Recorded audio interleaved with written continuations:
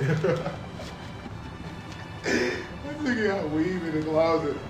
It's not a good look. It's not a good look. No, that didn't surprise me. I was like, is that got bundles? Like, what? They say on Friday. Who the fuck is that? Who is that? So like I would just put it let out that be there. known before everything. In the beginning, you say hi, I'm gay. What's up? What's up? Like, you gonna fuck with But you knew I was coming and shake this shit up since the summer. I've been crying, hustling and bobbing a Thundercat. Roll up that pressure, then roll out another slap. Then another slap, then another slap. Where my money at? Man, they pussy. I smoke blunt to that good cookie. Y'all know where to find me at, y'all not looking. Yeah. Alright.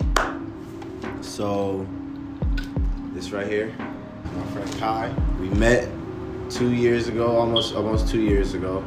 Yeah, almost 2 years ago. We live in the same apartment complex, and actually, I'm not even gonna go over the way we met because I don't want to talk about like substances. But it's alright. I'll just we'll just go past that. And so yeah, we've been friends like this. I've considered him my best friend for about 2 years. He's been through everything I've been through with me. Like, cause I'm running to his apartment every night to talk about things when they happen, and yo, bro, I need a shot, bro. Like, like, yo, bro, I gotta let you know what kind of day I just had for the past like 2 years, almost. So like, and what's different is he is in the LGBTQ community. I guess I don't know a better way to say it, but that's the best way to say it. Part of the LGBTQ community, and I'm not. I'm a straight male, but like I see past these things, and we definitely like this is my best friend, like this is my brother. You know what I'm saying? Like it was never weird. It's never nothing. It's just like we're people, and we both have a mission, and like we've just been here for each other. So I want you to let people know like how your life has been being a part of the LGBTQ community since you've like considered yourself to be a part of it. Okay. I feel like that it is a stigma when it comes to straight guys and gay guys. I tell everybody like this, like there's somebody in the world that has an actual gay brother that's a blood gay brother. You're not gonna like disown that brother just because he's gay. I mean, some people do, and I've seen scenarios where people have been disowned. So if you can have that relationship with your actual blood brother, you can have that relationship with a non-blood brother, like a friend or something. So like, I think of it like that.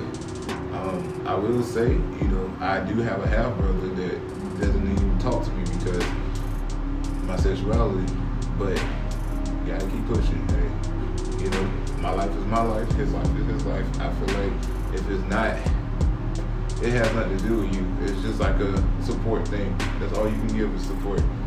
But I will like give y'all a little background of like, you know what? I don't even want to say how I started being gay. Like when I came to find out what I was attracted to. And matter of fact, we can both give our backgrounds when we first realized what we was attracted to. Because I don't want to put... Mine is hilarious. Exactly. I don't want to put like a narrative on gay people. Like, nah, for real. They're singling it out. It's not different. It's not.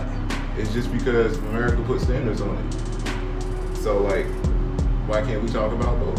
I'm talking about my experiences. You can talk about his too. No different boats, same boat. But I will say, I've always been this way. It started when I was about 5 or 6 years old. I had boyfriends, friends that I used to kiss, friends that used to touch and stuff.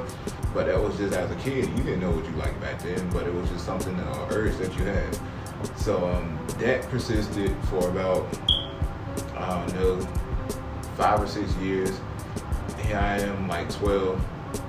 And then like I'm still feeling the same way that I've been feeling about guys. Mind you, I had to put a stop to it because my mom caught on to like my sexuality, and so she was kind of like trying to put me down the road of heterosexual, trying to take away different toys and stuff that I would play with just to make sure I would stay on the road to heterosexuality. And it was just something like I was with it in the beginning, but at the ending, like, you know, you always got that urge. You can't be put into a box if you're not meant for that box. So you won't break the fuck out.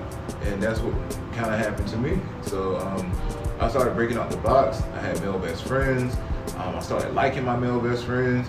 And then I knew that, you know, that's not healthy for me to be in love with a male best friend and they don't know it. And so, like, I kind of just started going through a depression when I got like 16, 15. I would stay in the house all the time. I didn't really like to get dressed for school. And, you know, that was around the time when people getting fresh for high school. Killing it. 10th, 11th grade. Hey, yeah, first. I used to wear anything. Like, I would just put on some clothes and go, like, because I knew that I wasn't living my truth. And it wasn't until about 2011 where I moved to North Carolina and it was a new start. You know, I wasn't in Virginia no more, so I decided to come out and let everybody know from that on forward to, hey, I'm Khai, and this is my sexuality. Like, sometimes niggas, you wouldn't even have to talk about your sexuality, and I would just put it out there because, like, I was so confident in letting people know that I didn't want to be in that box anymore. So, like, I would just put it out there. Let that be known before everything. In the beginning, you say hi, I'm gay. What's up? What's up? Like, you gonna fuck with me tonight? Like, for real, I lost so many friends when I was in VA and when I moved to Greensboro. I lost so many friends, but it's cool. You know, you live and you learn. And then I had to also put myself in my friend's shoes because you were best friends with a guy you didn't even know. You moved to a different state, and now all of a sudden you became something that you never showed or you never told us about. So it was like a slap in the face. Like, if a nigga did that to me, I'd be like, who the fuck are you? Like, who are you? Nigga, you out here, like, living in closets and shit. Like, who are you? But now I understand that, you know, and so I had to take that into consideration. So I wasn't really as mad or as, like, you know, fucked up over the fact that they stopped being my friend, because I get it. I totally get it. It is weird. It's weird as shit. But, you know, it's life. It's life. Had I known that it was gonna be weird, maybe I would have did shit different. But you don't know. That's life. You can't predict it. You gotta go through it to know how to deal with it next time. Hey, unless you some type of damn tarot card reader, but you know. But that was pretty much it. Like, how it happened. You know, started with an urge, tried to get rid of it, came back, and boom, you know, I started living my truth, and hey, it was a relief. It was definitely a relief. I don't see nothing different. Like, you have a lot of great people that actually go through some stuff like that, you know, but it's a different story. It might not be the same scenario, but it's a different story. Like, you found out like your sexuality, what you like, because there's certain stuff, there's certain stuff in heterosexuality that, you know, people partake in and some people don't. So I'm gonna let you have the floor of that. I feel like I knew that I love women. Like, not even being funny, like, this is so serious. Whenever I first saw J-Lo, like, I saw J-Lo on something, and I was just like, bro, like, that's it for me. Like, I just love me some J-Lo. And then, like, my mom had, I know this is gonna be weird, but, like, my mom had a friend, and she used to, like, dance at the church, and her name was Siamata. And, like, nah, she was, like, grown, like, she was grown. It wasn't, like, weird, but it's, like, she was so beautiful, and I was so young, and I acknowledged, like, yo, bro, she just, like, reminded me of J-Lo. Like, you know what I mean? Like, I just made the connection, and I was like, all right, like, she's just so beautiful. Like, I was just, like, infatuated by her. It was, like, no weird shit. Like, I don't know, I just really thought she was beautiful. And, like, I never, ever questioned if, like, I like guys, because I don't. Like, I always, like, ever since I can remember, I have, like, loved women. Like, you know what I mean? Like, that's just, yeah, like, literally. And I remember, like, the first time, well, I'm not even going to say names, but, he showed me Pornhub. Like, cause I used to like have these little magazines, and I would just look at them, and the girls weren't even naked. It was just like I think it was like Victoria's Secret magazines or something.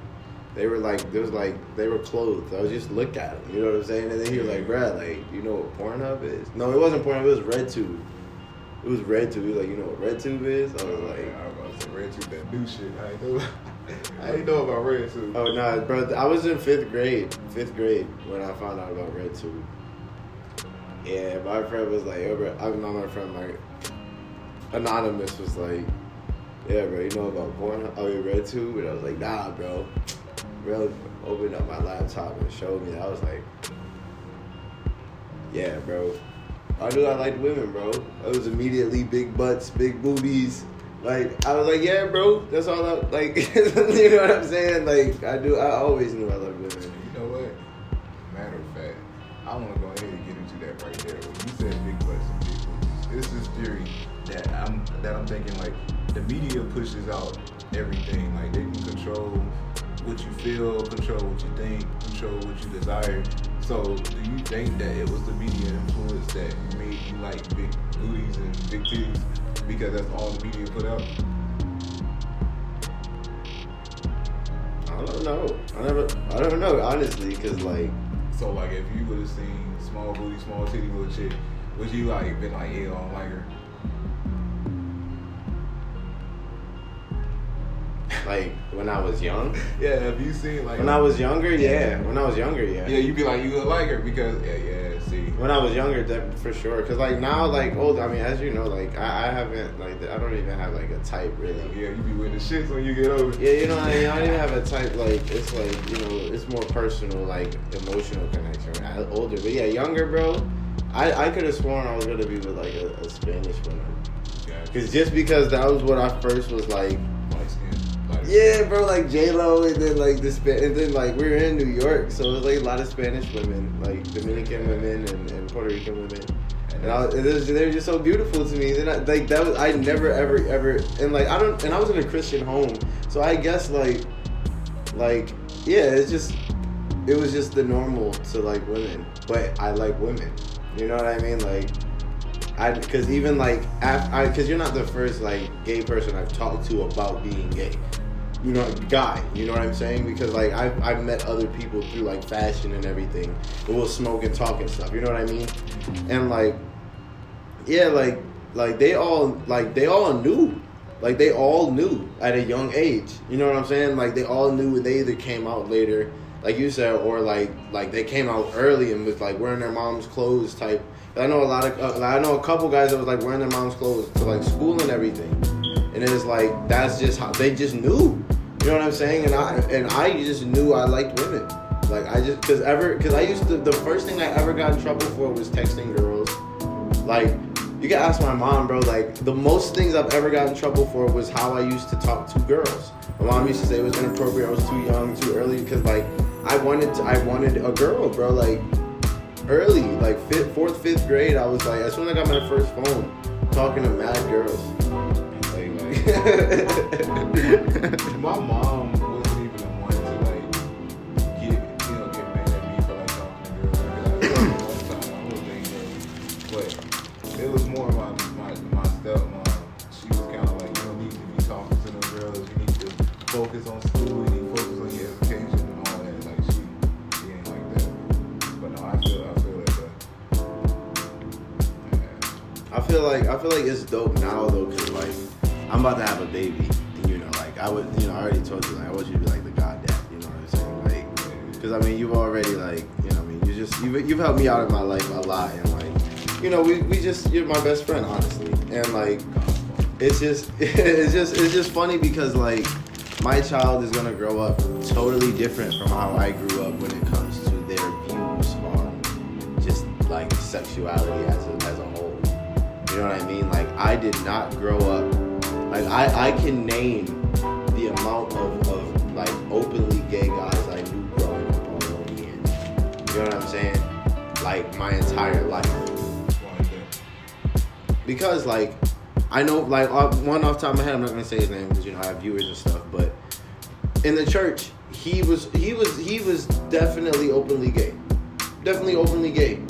And like just because like how we talked about before, like the past like I'll say 6-7 years, when the LGBTQ community started really like going crazy about like, nah, we're gonna get ours. Like, you know what I'm saying? Like, before that, like, people were actually like petrified of coming out. You know what I'm saying? So it was but he couldn't hide it. Like, everybody knew. You know what I'm saying? Like, everybody knew. And then, like, he ended up coming out years later, of course, but never officially came out, went to prom with a girl, like, used to walk around with girls saying, oh, this is my girlfriend. But we knew. Like, everybody knew. You know what I'm saying? And the church knew. You know what I'm saying? But it's like, at the time, the state of the world, like how we talked about before, like, right now, like how in the Boondocks, we watch the Boondocks, and like, nigga, that's gay. You can't say that how now, like how you used to be able to. You know what I'm saying? Like, bro, chill, that's gay. If you say that now, bro, a girl or anybody, what's wrong with that? You know, they'll check you in a second. You know what I mean? But that's the culture now. You know what I mean? And it's so different because, like I want to be raising a child in this culture, but it's so beautiful because, like, they can just, like, grow up and just see, not see too much, but, like, see enough to where it's like, okay, like, you can be anybody in this world. You know what I mean? You can be anybody, you can do anything you really want to do. If you just be true to yourself, then you won't hurt to live. You know what I mean? Like, and it's so much easier to live like that now.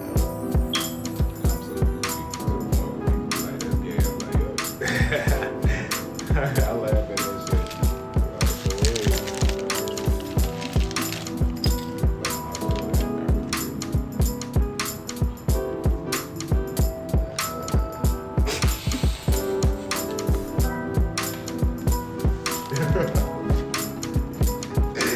Nigga got weave in the closet.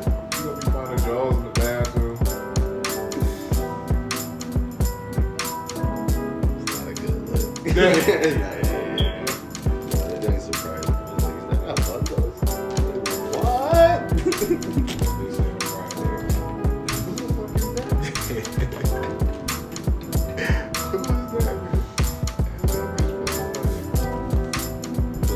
Different. That's not like some draws.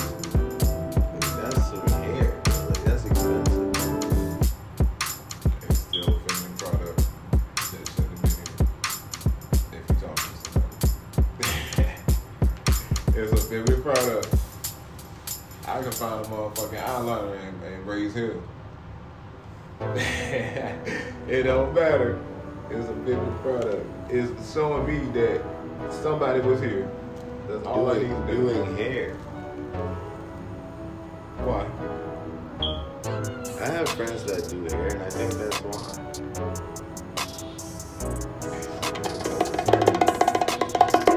Insecurities. I'm gonna just start off by saying, I'm gonna keep it sweet. Your journey should be within yourself. If you're trying to find yourself within somebody else, just know you got insecurities. I don't care who you are. I don't care what your goal is with that person. If you're trying to find yourself within somebody else, you got insecurities. You want to pivot off that? Yeah. Listen.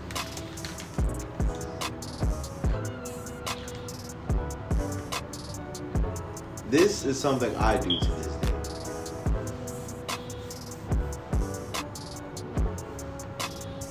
If you look for something to be upset about because of what you're used to being upset about, it's insecurities. I'm so used to being mad at something like this going down that I'ma almost press you about it if I think it's coming. Yeah, Mad insecure. That's insane. I still can see I acknowledge when I do it sometimes. I'm like, wow, like, who am I? You know what I mean? I'm like, well, let me chill. Like, let me chill, bro. I'm on 10 mentally, And I don't even know if it's like that. Like, I don't know if it's like that. No one really said nothing hot, but I'm on 10 almost. You know what I'm saying? Just because I feel like that might be what needs to be happening soon. Like, that's very insecure because, like, it happens in relationships with me. It happens just like regular day-to-day stuff when I feel like I'm about to miss out on something because of if I feel like I'm gonna miss out on something, I just blame myself because of something else. Just be mad insecure about like nothing. You know what I mean? Just be insecure about just because like I've been insecure about certain things like this before. Yeah, that's just, I look at it as a way of your soul trying to tell you like, hey, you know, don't forget what the hell we've been through. You know, take your time, you know, make sure you check it, cross your T's, dot your I's. But it don't have to be like that. Sometimes your soul can be overwhelmed and you don't even realize it. Like, there's a difference between your physical body and your spiritual body. And so, like, you know, your physical body is carrying your spiritual body. And sometimes they gotta communicate. If you don't talk to yourself, if you don't communicate with yourself, you lost her. Don't let nobody ever tell you like you look stupid talking to yourself. You gotta talk to yourself. I used to scream at the top of my lungs in my Nissan. Last Christmas, Christmas 2019, I used to go on my Nissan and like yell things that I don't want to hear myself say again. Remember I told you that before? I would scream things and then I would sound so stupid saying it. I would never want to have to say it again. So that would be my little motivation for the time. But yeah, you definitely, bro. Like, you have to talk to yourself. You have to, because it's like, I know so many people that just go around and like, you know when people say look in the mirror? Like, really don't look in the mirror. Like, when I'm drunk or like under the influence of whatever I'm under the influence of, I look in a mirror and be like, all right, bro, what person am I going to be? What do I look like right now? What have I seen something related to what this looks like? Okay, who do I want to be? Who am I about to be?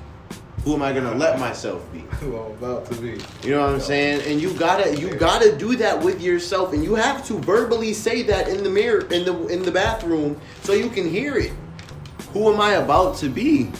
Like, what am I about? Like, for real. Like, what are you doing, bro? Like, you know what I'm saying? Like, you have to talk to yourself because you're like, all right, like, I never ever want to look this dumb again. Like, if not for nothing. So you have to fix it. Like, if people don't look in the mirror. I feel like the first time I ever spoke to myself was when I was in my breakup. When the battery about to die. But it's okay. We can go to the doc. Yeah, when I went through my breakup or whatever, like, it was like the most tragic thing for me. It was my first relationship, and I was like, I was done. I was torn. And, you know, I never dating again. I would have moments where like I would just get really emotional and I couldn't control them, and it was starting to like really piss me off. And like, bro, like I just had a whole nice ass day. Went out to eat. Guy bought the food. He bought everything. We had a good time. I came home, but I'm not happy. I came home, I'm in the driveway, and I'm like, why do I feel so damn horrible? Like, I just feel bad. Like, what's wrong? I had a good ass day. And then, like, it was just, I still wasn't over what happened in my previous relationship. I just wasn't over it. And so, like, I would just break down crying in the truck. Like, I would be in my truck just crying. Couldn't even control it. Just so hurt because, like, you know, when you used to be around somebody, like, every day, sleeping with that person, eating with that person, cuddling with that person, like giving your body to that person, like, it's a lot. I already have to share this with my soul, you know, and I'm sharing it with you and your soul. So like, you know, y'all sharing my fucking body. Like, I take this serious, you know what I'm saying? And that's what it was so deep to me. I was like, bro, like, I pulled a little the little shit down. What's the shit called? In the car, you pull on the visor. I pull the visor down.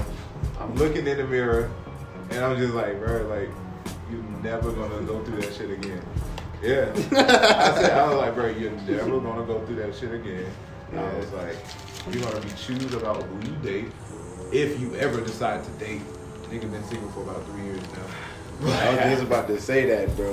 Repeat that, because you've been single since I've known you and before. Yeah, because I can't do that shit. I'm a Pisces, and I might be in jail next time. Disclaimer. But that's why I'm not going into it. I'm not going into it at all. Like, I love being single. It's the best thing. It's the best thing for me. I'm a lover.